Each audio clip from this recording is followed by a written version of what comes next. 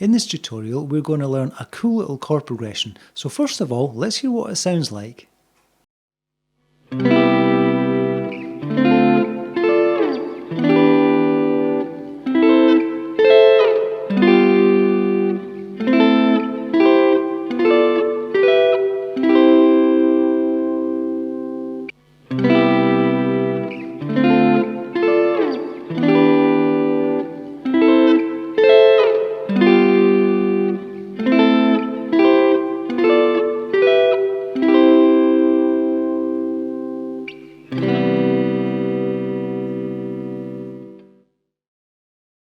In learning this chord progression, we will be learning some Barre chord shapes that you may be unfamiliar with, some different voicings for those Barre chord shapes. We're going to learn how Barre chord shapes relate to open position shapes, and we're also going to be discovering a little about what's called the harmonized major scale.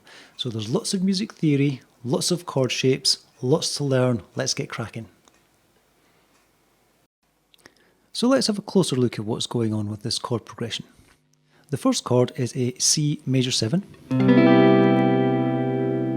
Now, if you haven't played this chord before, a good way to finger it would be Barre over the 3rd fret from the 3rd fret of the A string. Then you introduce the 2nd finger on the 4th fret of the G string. 3rd finger squeezes down 5th fret D string, pinky, 5th fret B string. And it's a lovely sounding chord. So that's chord number 1.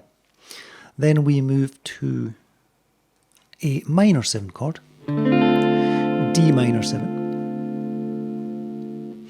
Now we're barring across the 5th fret from fret 5 of the A string.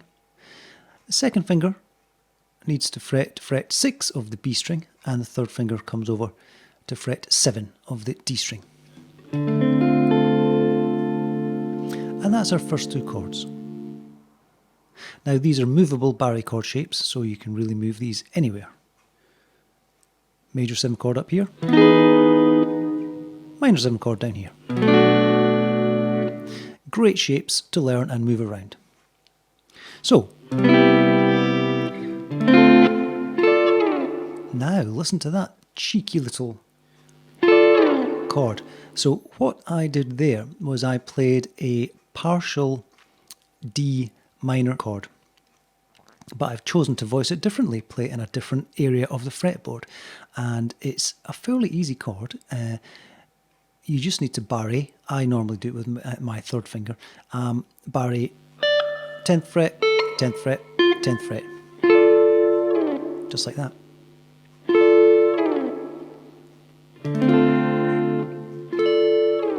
So this can work great for funk music.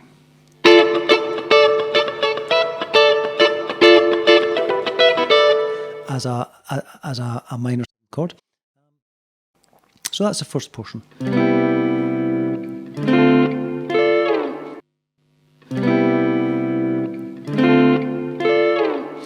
And then we play the same minor 7 chord shape as we played on the 5th fret. We now play it on the 7th fret. This is an E minor 7. And then we repeat the first chord shape that we learned, the major 7 chord shape. We now play this on the 8th fret. So that's where we're up to.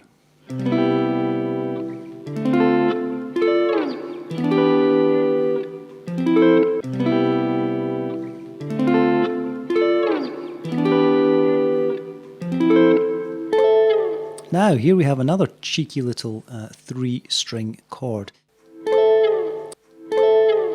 This chord is, again, simply a different voicing of this F major 7 chord, starting on fret 8. And we voice it as follows. 12th fret, 13th fret, 14th fret. It's a movable chord shape. That would be an A major 7, B major 7, 1 fret up to a C major 7, So you can move this chord shape up and down the top 3 strings to wherever you need it. So I'm going to play the progression so far.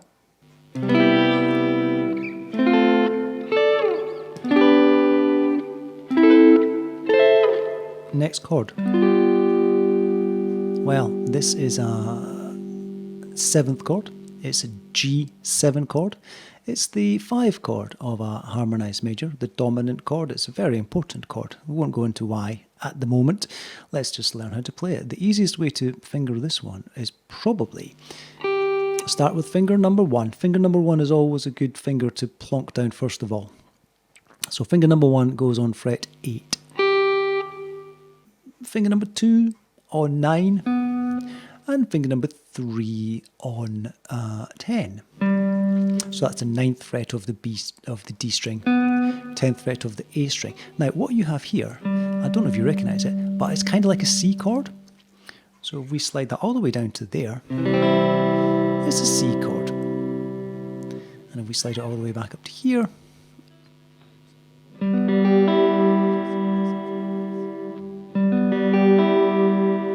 it's like a C chord shape. Now we've got to give our pinky a job, and the job of the pinky is to squeeze in fret number 10 on the G string. Now we can only play the 4 middle strings when we play this chord because we don't want to play an open string, and we certainly don't want to play the open bass string. So we play the 4 middle strings for our G7 chord. And from that chord, we move to, this is a bog standard A minor shape. If you've ever played Stairway to Heaven or All Along the Watchtower, you're going to know this, this chord shape. So the way that we play that is we barre the 5th fret, 5th fret, 5th fret on the 3 top strings, and then we reach over with finger number 3 to barre the 7th fret, to fret the 7th fret. And we're playing the top 4 strings only.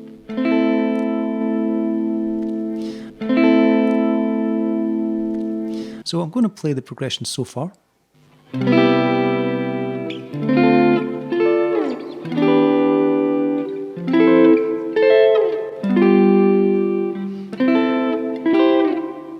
Right, so we've got another kind of cheeky little top 3 string chord here, and it's a beauty. Now this is again another voicing of the A minor chord that we've just played, but this is in the territory of A minor 7.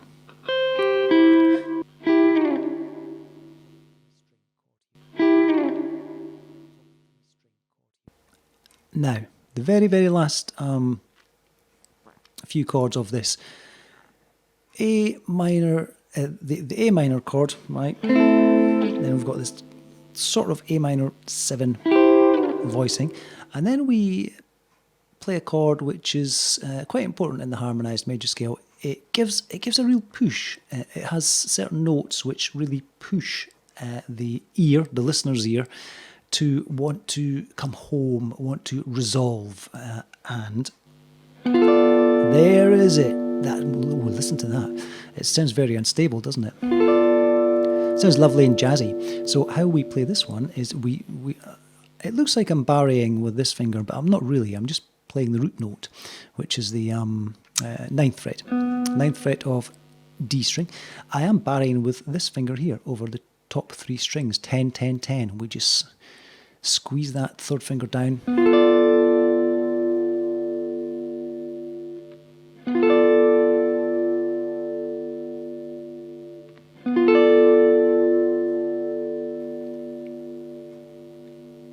And we again introduce a little cheeky top 3 strings only chord, just because it sounds great.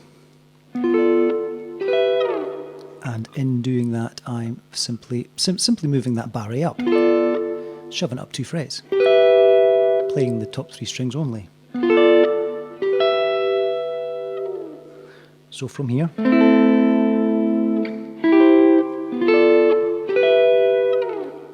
or from here.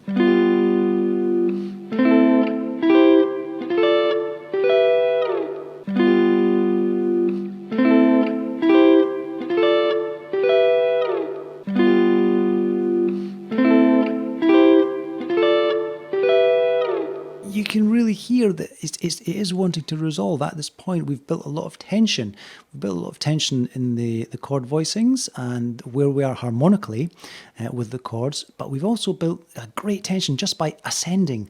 Anything that ascends, that moves up the scale, it kind of wants, it builds tension in itself. How far can we keep going up and up and up? No, we can't. So at some point we're going to have to find a home, resolve, stop going in that tension building direction. And we resolve by going like this.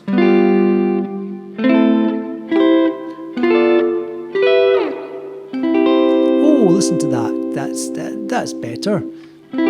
Everything's fine. We've reached home. We've reached a safe port. We've reached a C major chord. Now you may recognise this. It looks like an F chord. Look at that.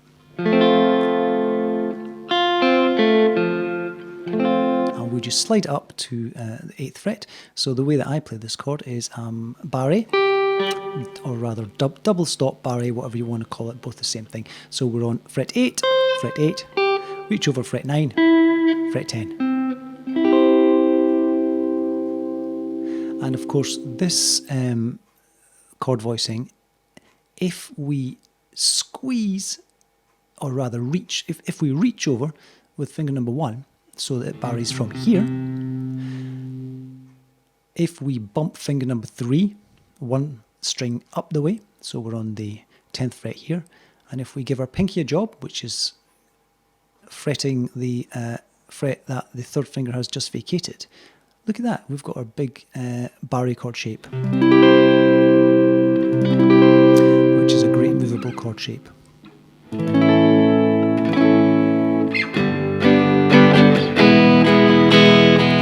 And inadvertently, I think I played the chords for Wait Till the Midnight Hour then. Don't quote me on that because it might not be the exact correct chords, but what I did was I just slid that chord shape down until I ran out of open strings,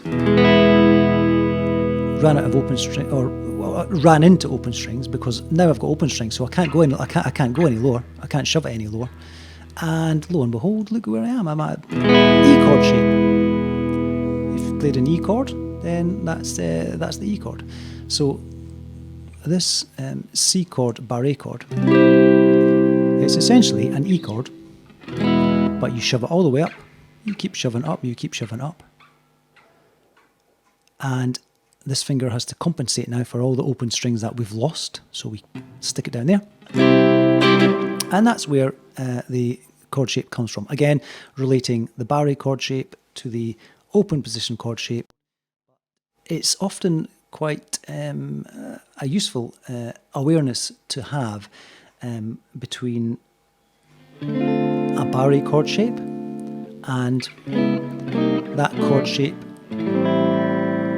in open position. For example, the first chord shape that we did, if we move that down, we play an A major 7 open position, which you may have come across before. So that's something that you can be aware of, develop an awareness throughout your knowledge of chords as your knowledge of chords grows and expands, and you'll kind of see all these little connections. You'll see, for example, I don't want to get too far down this little tangent, but this G7 chord that we played, well, if we shove that all the way down to C, which I did demonstrate that it did look like a C chord, well, it's a C7. Now, if you look in any chord dictionary, you're going to come across a C7 chord. You may have not realised that it was a movable chord shape. So let's get back on track and let's play where we've got to.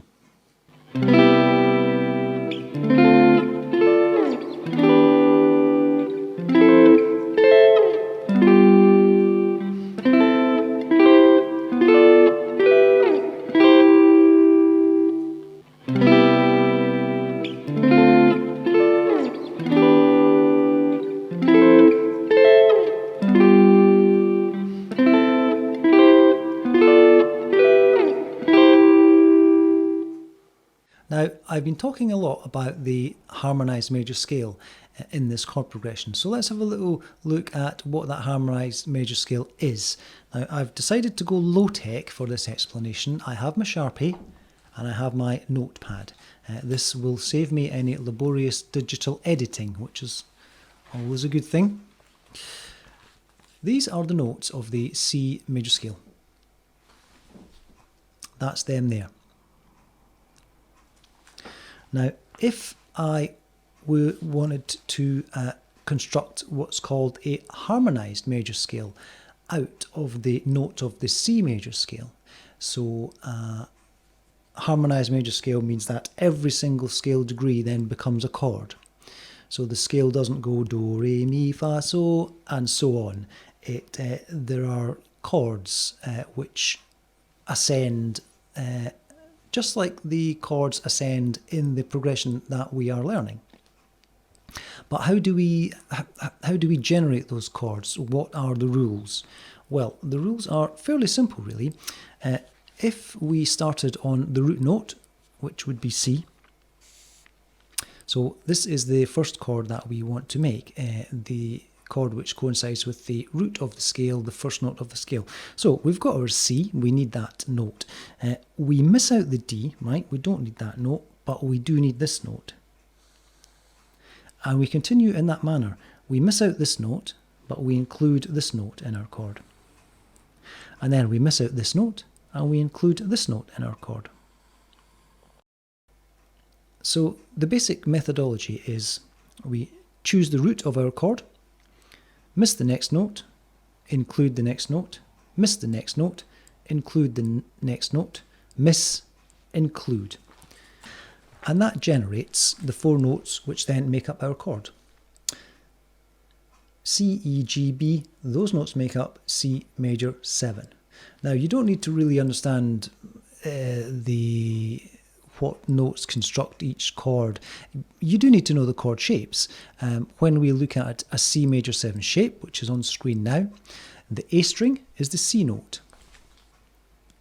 The D string provides the G note.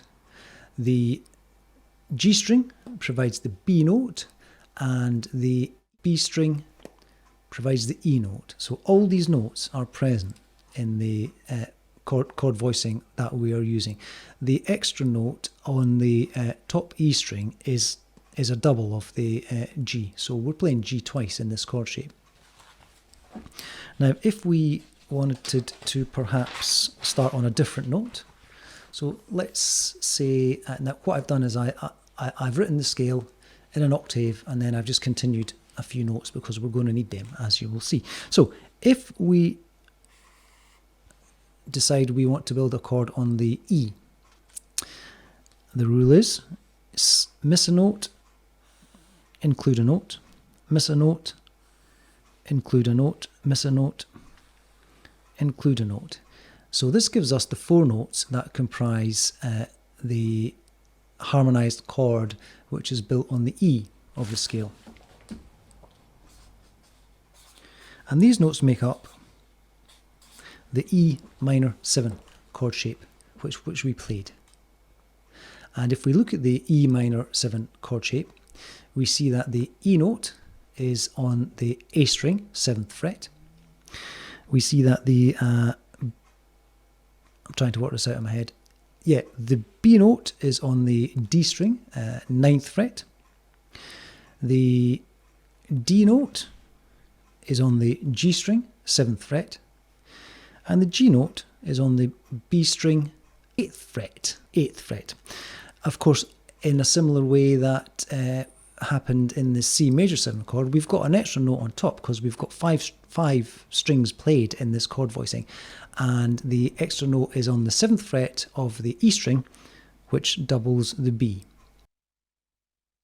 That's the very quick primer on how the harmonized major scale generates these chords. You don't need to understand it, you don't need to be able to apply it or work it out for yourself, but it may be an interesting concept to certainly be aware of.